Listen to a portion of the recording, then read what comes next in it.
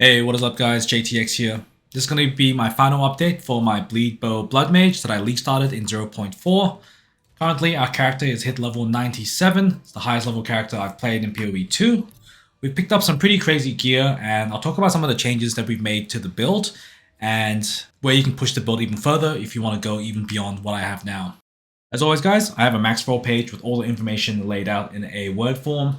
This has all my details from day one all the way into my final build, has all the gems, all the gem changes, as well as all the gear sets that I'm running from all the way from Act 1 into my final build. This is the best place to check if you are looking for a resource on the build.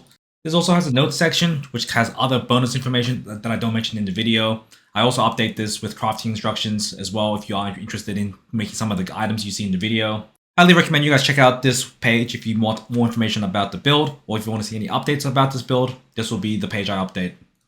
If you also want a live snapshot of my character, you can also go to PoE Ninja and see my character in real time. Any changes I make, any things I swap in the tree, this will all be here live. Now, one of the questions I've been asked most about the build itself is how the weapon swap system works. How do I have a single bow and two different quivers? To use one weapon for both sets of a gear, all you have to do is right click the lock icon here and notice how my bow now shows up in this weapon slot and my quiver is now no longer highlighted in red. It means now when I swap weapons, my quiver is being used from the second set, but my bow is still being used from my first set. Similarly, if I only have one quiver, I can right click my quiver as well, and then this way both my quiver and my weapon are used across both weapon sets. As for which skill is in which weapon set, Ice Shot and Freezing Salvo, as well as Escape Shot, they're all in weapon set 2, and Snipe is in weapon set 1. So if you look at our tree here, weapon set 1 is essentially our bleed tree, so all the bleed magnitude, the damage over time ailment stuff, that's all weapon set 1. If I swap to weapon set 2, you'll notice that it's all to do with movement speed and additional projectiles, it's for mapping. So that's where our eye shot goes into. So that is the two differences between our weapon set 1 and weapon set 2. For our skill rotation in this build, when you're regularly mapping, you're just going to be using Ice Shot and running around. You can use Freezing Salvo occasionally as well if you want to add additional freeze to enemies. When you get to a boss, you're going to use Freezing Mark to mark them, and then Freezing Salvo until they are fully frozen. You can use Freezing Salvo and Ice Shot together to help build up the freeze. After the boss is frozen, you use a Snipe, and then you consume the freeze on the boss to do a massive nuke. You also have Escape Shot if you want. I barely use this in maps, but it does give you a good out if you get stuck on something. You can also use it to help build up freeze on bosses, as it does have a massive freeze multiplier, but that's generally the skill rotation for our build. For snipe targeting, if you notice your snipe sometimes isn't doing damage or if it's missing, instead of aiming for a target by hovering your cursor over them, put your snipe right in front of your character, so you're aiming at the ground instead. That makes your snipe a lot easier to hit rather than trying to aim it at a target. Alternatively, if you are aiming correctly and you're not doing any damage, it could be because you're overcharging your snipe. Snipe is a timing skill. Once your character glows, that's when you have to shoot it. You hold it too long, it does no damage. You shoot it too early, it does no damage. You will notice very quickly what the correct animation will look like and what the sound looks like. That's something you have to practice to get used to, but after you start hitting it, that's when you see the insane damage potential come out. We'll talk about the gem links that we have now on Ice Shot. It's Ice Shot with Elemental Armament, Stoicism, Deliberation, Ice Bite, and Nova Projectiles. You switch to Nova Projectiles once you have at least 3 arrows in your setup. In our Snipe setup, we have Conk Area, Window of Opportunity, Minion Pact, Concoct, and Deep Cut. Both of these add a massive amount of bleed damage to your Snipe. Specifically with Concoct, if you see this line here, supporter skills consume 30% of your maximum life flask charges on use. You need to have a life flask here, ideally with 70% increased charges to give the maximum amount of bonus to your Concoct. This also combos very well with your Ascendancy Sanguine Tides. On hitting an enemy, 40% of your life flask charges are consumed to give you damage. So between Concoct and Sanguine Tides, you really want to be running a flask with as many charges as possible, giving you as much damage as possible. On our Freezing Salvo, we have Freeze, Elemental Armament, Rakiata's Flow, Embitter, and Atalui's Bloodletting. This setup pretty much allows us to build massive freezes on a target, allowing instant freezes on most bosses and almost instant freezes on pinnacle bosses. Rakiata's is a very luxury gem. If you don't have this, you can just put in a Cold Achievement instead, but it does make a huge difference on freezing build-up. Herald of Ice, we have Magnified Area, Elemental Armament, Long Shot, Cold Achievement, and Embitter. Blasphemy is Temp Chains, Magnified Area, Slow Potency. We've added in a Overwhelming Presence to our setup. So this is another aura that makes enemies in your presence easier to stun and inflict elements upon. So this would mean Freeze. Having this aura up means it's easier for us to build Freeze against enemies. Also helps with building up Shock and other ailments like Chill. Rhoa, Brutus Brain, Culling Strike, Blind, Freezing Mark, Prolonged Duration, Efficiency, Charge Mark, Mark of Siphoning, and finally Escape Shot with Freeze and Rapid Attacks. Now you may have noticed that we have fit in another aura to our build.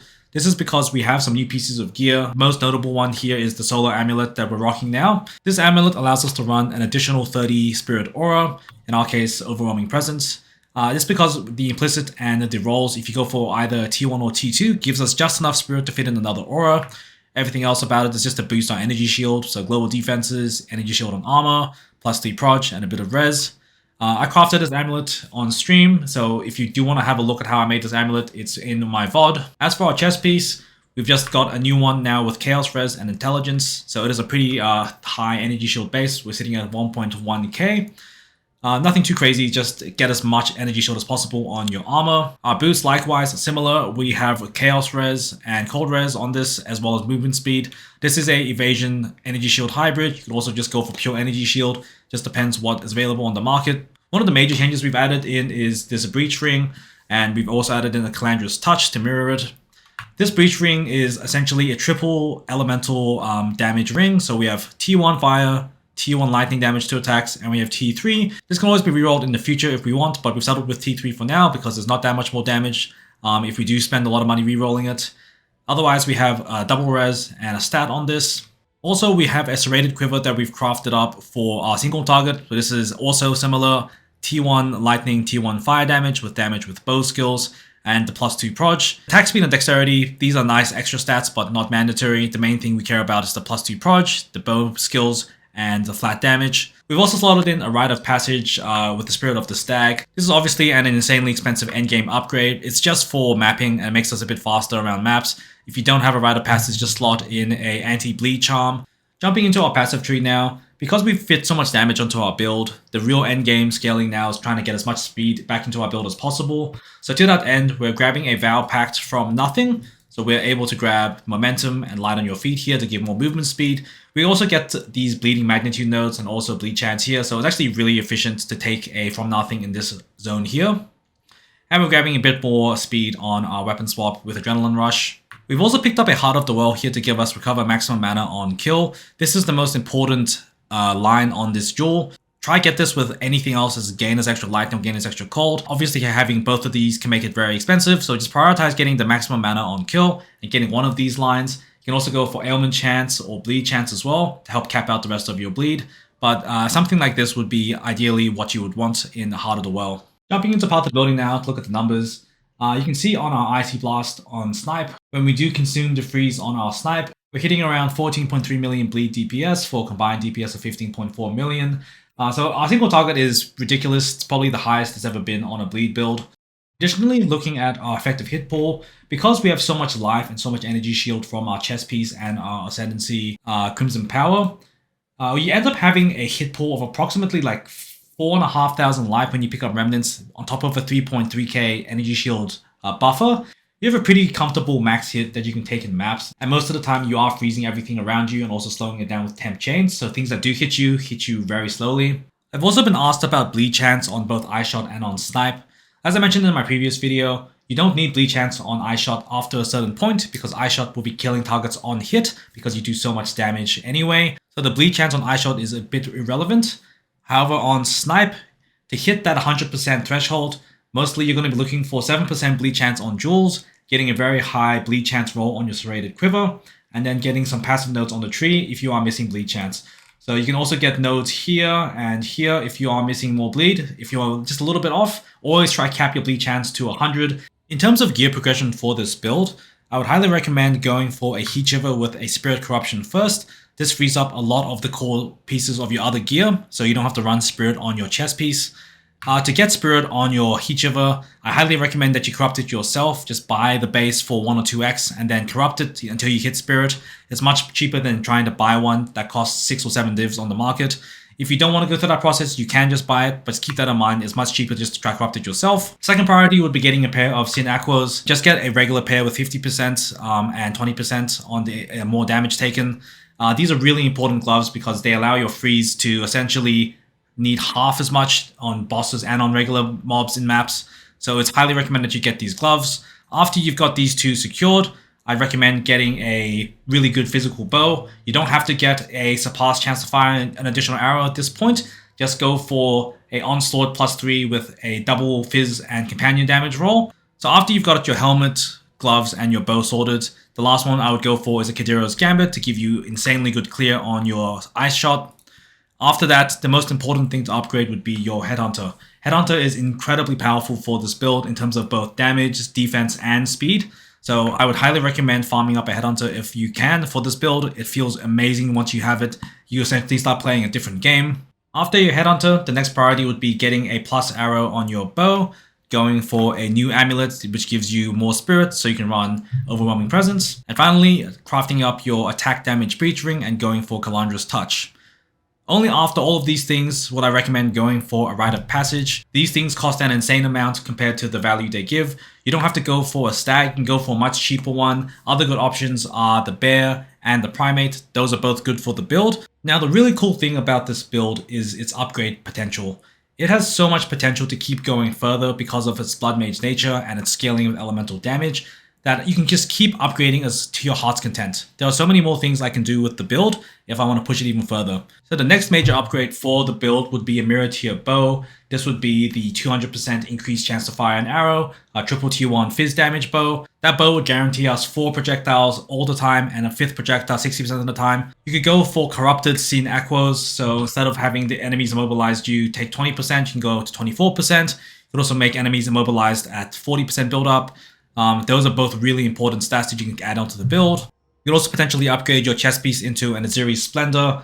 These chest pieces can go over 1000 energy shield and also come with 6 soul cores and also +1 gems to your corrupted skills. It's an extremely good endgame chest piece and it is justifiably expensive for builds. It is a luxury for a lot of builds to run.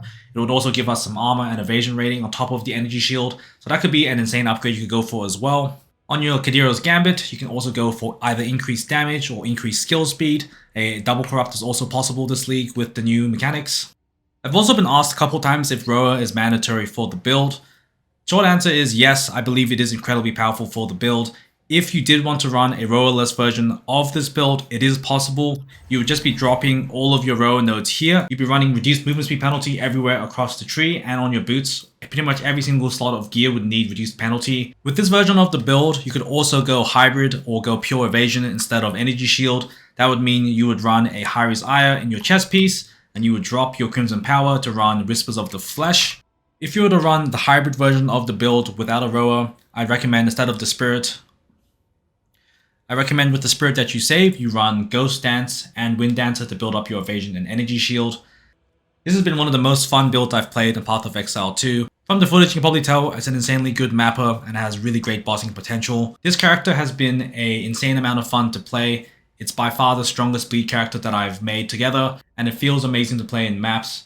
If you're looking for a nice change of pace, I'd highly recommend this build if you haven't played a bleed build before. Thank you guys so much for the support on all your videos and also on the Twitch streams. I really appreciate you guys stopping by and saying hi. I'll be pushing this character as far as I can, so I'll be trying to get all the upgrades that I mentioned, including the mirror tier bow. That's going to be the end game for this character. I want to just keep investing in this character until there's nothing left I can get. Thank you guys so much for watching this video, and as always, I'll catch you in the next one.